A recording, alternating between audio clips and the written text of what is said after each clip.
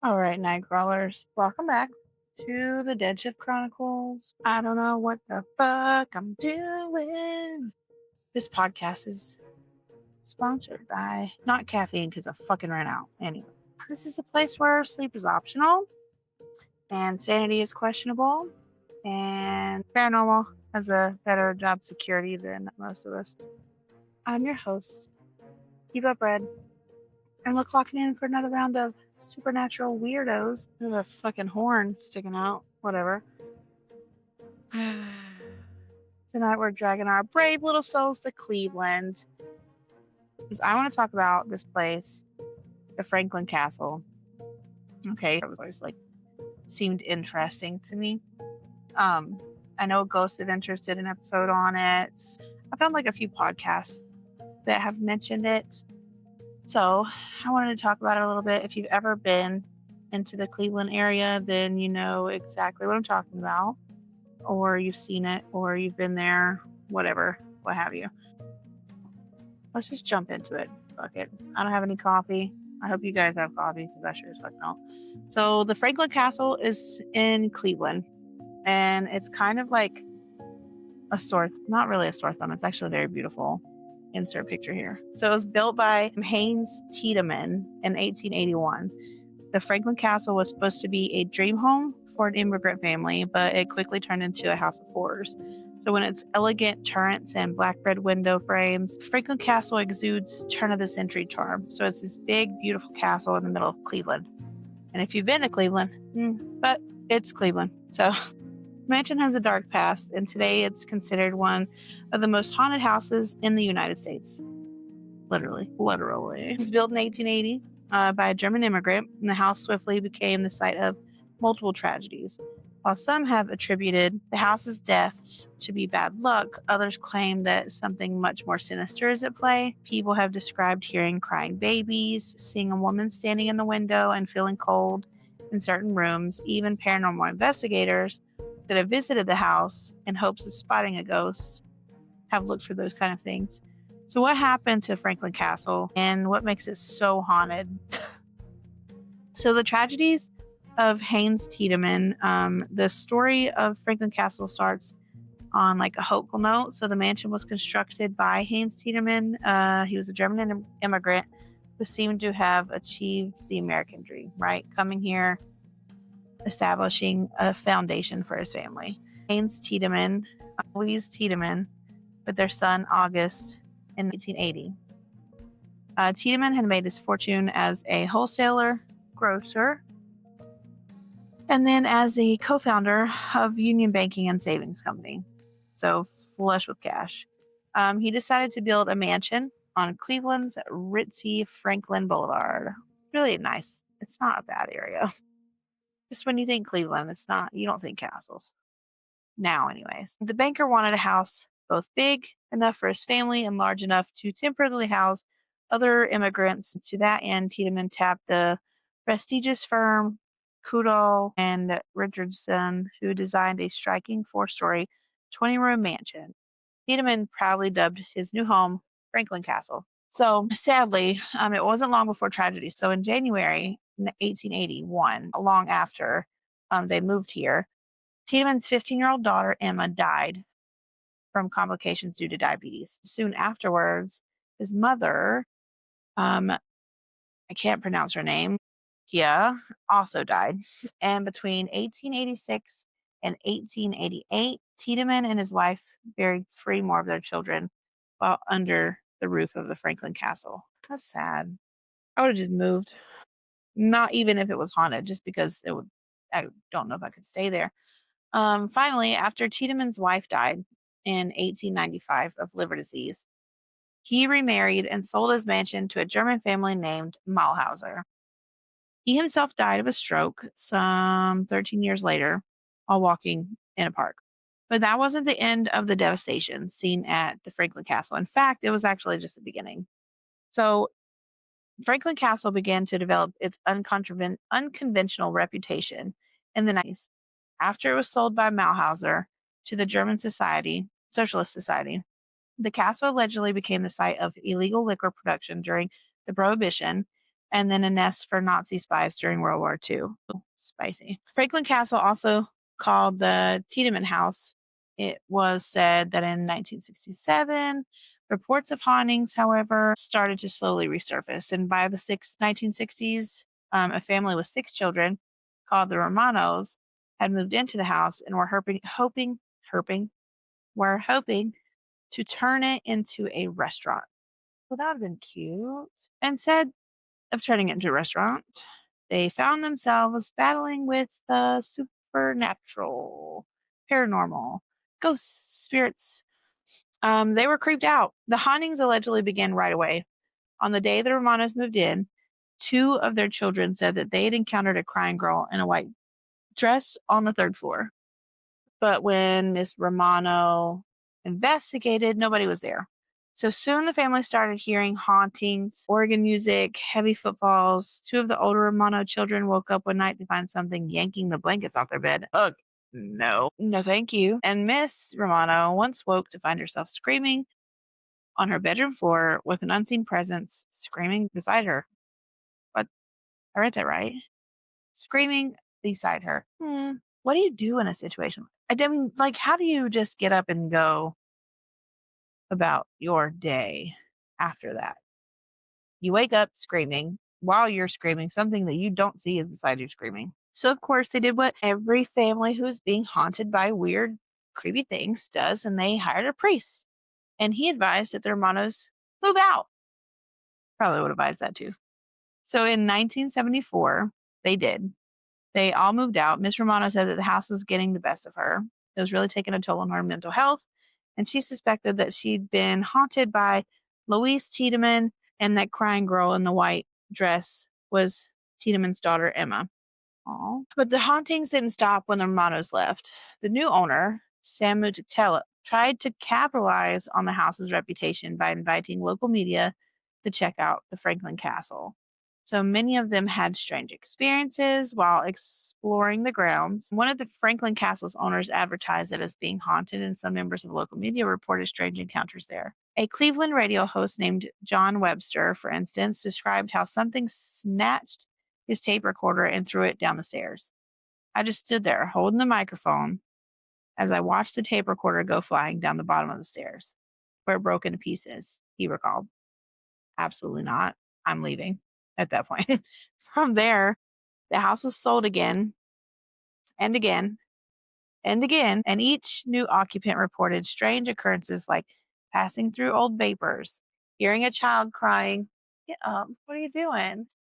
I literally could hear the door. Love you. Where the fuck was I? From there, the house was sold again and again and again. Each new occupant reported strange occurrences like passing through old vapors, hearing a child crying, or seeing a woman in black standing in the window. And as reports of hauntings at Franklin Castle increased, many turned their suspicions on its original owner. So tragedy had stalked Haynes Tiedemann while living in the house. He had lost his mother, his children, and his wife. And what if he had had a hand in their death? So suddenly, Emma and Louise's death looked a little bit more suspicious. Stories spread that Tiedemann had even murdered his niece by hanging her from the rafters and had killed his mistress in a jealous rage. But how much of that was true? We're about to find out. If whatever. Cut. Oh. Okay. Today, Franklin Castle's legend has grown to such a proportion that it's considered one of the most haunted houses in the United States. But was Haynes Tiedemann a brute who slowly and steadily murdered his entire family? One man had said no.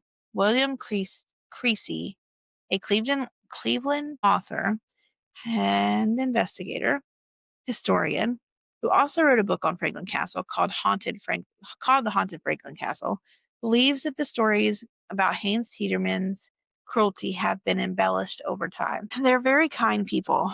Mr. Tiedemann was a benefactor of the community, he explained, and he was a very generous man. He gave often to various charities. He was not the monster that has been made out in all of these stories about the castle. There's just no truth to that. But how does he know? Like, he wasn't alive then. Did he meet this guy? No. Just because you give to charities doesn't make you a good person. You could still kill somebody. I'm just saying. So none of the recorded deaths at Franklin Castle were foul play, he says. All that makes for a fantastic ghost story, yeah, it does. And who doesn't love a good ghost story, he writes. There's just one problem. Hardly any of it is true, which I have also heard. I have heard about like the girl crying, like little things there, like apparitions and people being touched and stuff like that. I don't know if I believe the history of like Tiedemann doing that, like slowly killing his family. I don't think I believe that, but I do believe that his wife and his daughter do haunt the place. Just a feeling I get. I've only drove by there because when I did go by there, you couldn't actually go in. Um, because whoever owned it or owns it at the time had it closed for like renovations and stuff like that. So with that being said, he said Kesey said Cree C didn't entirely disagree that Franklin Castle isn't haunted. When he visited the house himself, he had a number of strange experiences, small stuff, footsteps, voices, enter the radio turning on and off my phone, things like that. It's kind of cool, actually, he reports. So today, Franklin Castle is a private residence. Owners are mum on any recent hauntings. But the house does remain a popular stop on Cleveland's ghost tours, though it's only viewable from the outside.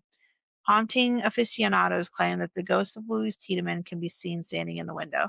Now, I know that they do ghost tours there. You can do group stays. They were doing like overnight stays for paranormal investigators. I have not partaken in that, but I just thought it was interesting. If you guys have ever been to Franklin Castle, by Franklin Castle, or know what I'm talking about, or if you know anybody that have stories about it, then tell me about it. I don't know. What are some other creepy houses? Not creepy houses, but I guess like haunted areas. Quite a few. So I do want to talk about the Madison Seminary. I want to know if I want to do like a whole episode on it or if I just want to show you guys this fucking picture. Hold on. I don't even know if you can see it from here. I can put it in though. So I'm going to put it on. Okay. So I'm going to put it in if you can't see it from here. I don't know if you can see it. That's nobody. If you zoom in, let's see. I'm going to put it on here. I went with my mom. My mom is in the front of the photo. My mom was in the front of the photo, and it was just me. Behind me was my friend Abby. In front of me was my mom. No one else was on the floor. This is on the third floor in the asylum at Madison Seminary. And I actually didn't find it until probably 2 weeks after we went there. I was going through photos because all I did was just snap a bunch of photos. And I noticed that one, and I tried to actually reach out to them to see if they still had like any camera footage to see if we could see it on camera, but they don't keep it after a certain amount of time. So they didn't have it. But there's no other way I can explain it other than it's a fucking spirit. So the asylum was predominantly females up there. And we were standing outside, and Abby were standing at the doctor's room. So there's a big table in there where you can sit on, and that's I mean, females know you put your feet in the stirrups, you lay back. Well, whatever. I don't know what I'm trying to say. Anyways, I snapped this picture down this hallway, and if you zoom into it, you can see through this girl. Now, I wonder if you can see it like on there. You can't. You can't see it. Anyways, you can see through this. This is who you're supposed to be seeing through. This is a photo. This is my mom. My mother. Okay. Anyways, I'll upload it and you guys tell me what you think. Because if you literally zoom in, you can see the wall trim behind this person, like straight through this person. Like they're not completely solid. They look like they're in a straitjacket. Fucking weird. I don't have a whole lot of like creepy pictures like that, but that's probably one of my favorite things I've caught evidence wise. I absolutely love Madison Seminary. They do flashlight tours there. We go a lot. I'll do more of like a history on it. So I'm probably in the future. They do a lot of really cool stuff there. But I'll insert the picture. Anyway, I just wanted to jump on, do a quick video. I'm gonna do something Friday. I am still trying to navigate, figure this shit out, come up with ideas. figure out what I really want to do on this podcast. If I just want to talk, read, I don't know. I do have a few Reddits that I want to talk about. If you guys have stories, you want to send me stuff, then send it to my email, Dead Shift Chronicles at gmail.com, and I will read it. Whatever you want me to look at, whatever you want me to read, whatever you want to talk about. If you want to be on here and talk with me, conversate. I don't know. We can talk about anything. Let me know. I have had no caffeine today, and that's fine. Zero sugar Sprite. I want caffeine. It's fine. It's okay. Everything's fine. So, yeah. I just want to talk about Franklin Castle because I feel like I think about it an awful lot. It's very beautiful, and I want so badly to go in there because, like, I've been by there and I get this fucking, like, I know I was reading it and reports say that they don't really believe it, but I get like this gut feeling that something bad did happen to his daughter. I don't know. I don't know if it's entirely true what they say about the whole her passing away from complications of diabetes. I just don't feel it. Like, granted, I've only been by there once and outside. I haven't been inside, but it's just a feeling of wrong. And if you know what I'm talking about, then you know what I mean. If you have that intuition or if you feel that kind of stuff, then you know what I mean. It just feels wrong. Feels wrong there. I don't know. Maybe it's just me. But anyways, so Friday, new episode Friday. I don't know what the fuck I'm doing. I want some ideas. My last episode, my mic was shoddy. I'm sorry. I know a few people told me that they couldn't really listen to it because my sound was so bad. Hopefully, this one sounds better. A mini mic until I can get my other one straightened out. So we'll just see how it goes. But if you like this and you want to comment, please like my video. Please share it. Tell your friends, tell your mom, tell your granny, tell them all. I don't know. Let's talk about dirty shit. I mean, not like I want. I don't know. Yeah, let's do some shit. Message me, follow me, like me. Please like me. I don't fuck. This is so stupid. I sound so dumb right now. I literally don't even know what I'm doing. It's fun though. I really enjoy it. We're just gonna see where it goes. I'm gonna keep making videos until somebody likes it or wants to be on here. Whatever. I like guests. I like talking to people. That's really kind of what I want to do. I just want to bullshit with people and run my mouth and talk about weird, creepy things like the fucking frog man, bro. If I don't go there to Loveland and see a fucking frog man once in my life, I'm gonna be fucking sad. I want to see what it looks like. All right. Anyways, love you, motherfuckers.